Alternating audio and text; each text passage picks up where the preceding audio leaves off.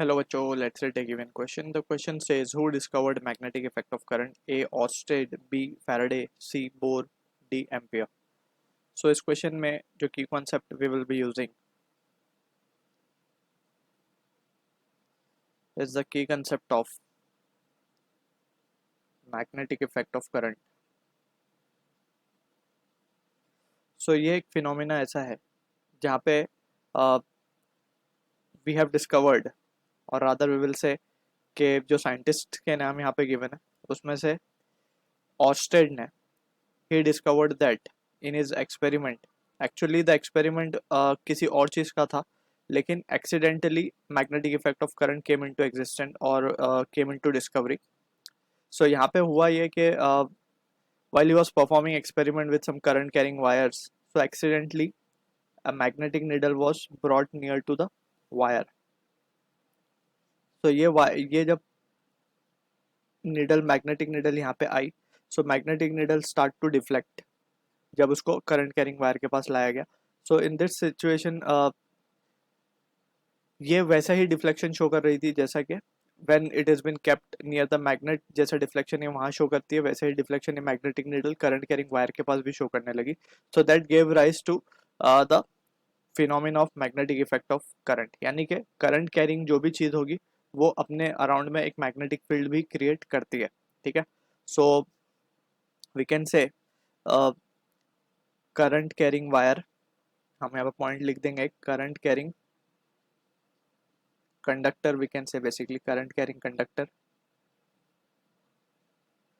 produces magnetic field around it, right?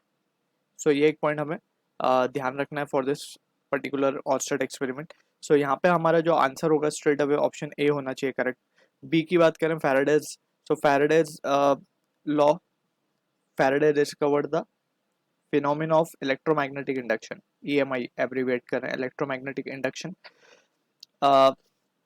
उसमें actually क्या होता है इलेक्ट्रोमैग्नेटिक इंडक्शन में कि जब भी मैग्नेटिक फील्ड लाइंस जो किसी एरिया से पास हो रही है वो अगर चेंज होती है तो उसमें EMF या फिर करंट फ्लो होने लगता है कंडक्टर में. ठीक है, तो वो फैराडेज लॉ था, that is electromagnetic induction.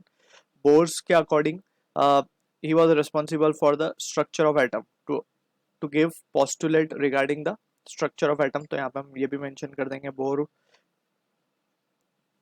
structure of was responsible for structure of atom discovery. And thirdly हमें एम्पियर गिवन है. तो एम्पियर जैसे हमें पता है, तो एम्पियर के रिगार्डिंग वी नो के ही फाउंड दैट जब भी दो वायर को हम करंट कैरिंग वायर को पैरेलली रखेंगे तो they experience a force, right? That is what there are certain various discoveries made by ampere.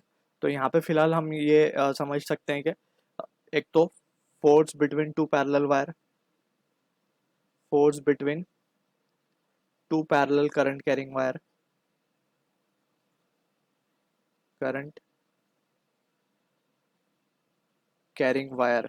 In his experiment he found that there is a force that has been experienced by the wires when they are placed parallel to each other. ठीक है, ये एक point था. And secondly we also know कि ampere is the unit of current. ठीक, so accordingly we can say कि option A will be the answer for this question. I hope you understood the solution. All the best.